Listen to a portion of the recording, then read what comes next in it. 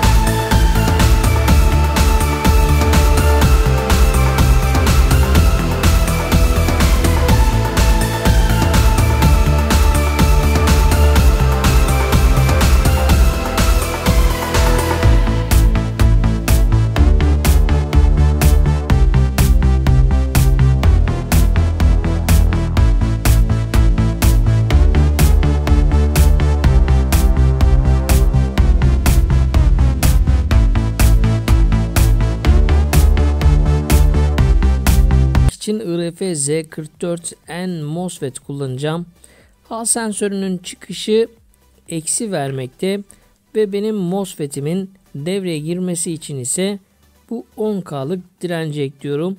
Bu sayede hal sensöründen sinyal geldiğinde Mosfet devreye giden enerjiyi kesmiş olacak. Yani hal sensörü Mosfet'imizin devreye giden enerjiyi ne zaman verip ne zaman keseceğine karar veriyor. Uygun zamanda devreye güç verildiğinde ise rotorumuz gayet güzel bir şekilde dönecek. Yani hal sensörü zamanlama işini sağlayacak arkadaşlar. İlerleyen dönemde bunu switch ile de yapabiliriz. Şimdi bağlantıları tamamlayalım. Ardından projemizi çalışır hale getireceğiz.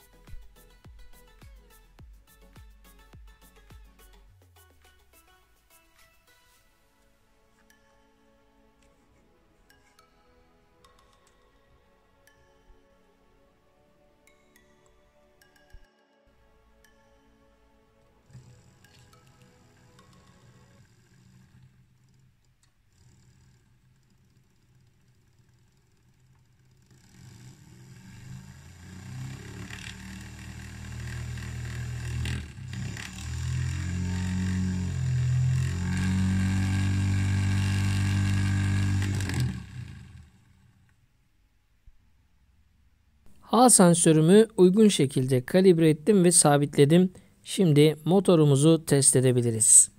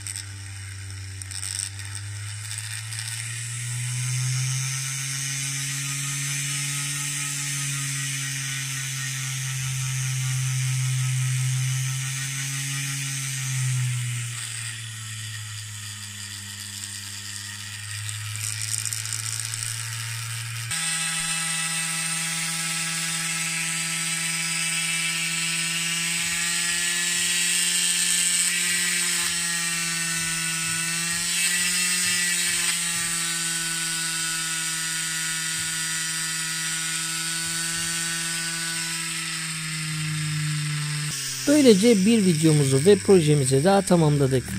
Bana destek olmak için kanalıma abone olmayı ve videolarımı beğenmeyi unutmayın. Bir sonraki videomuz ve projemizde görüşünceye değin şimdilik hoşça kalın.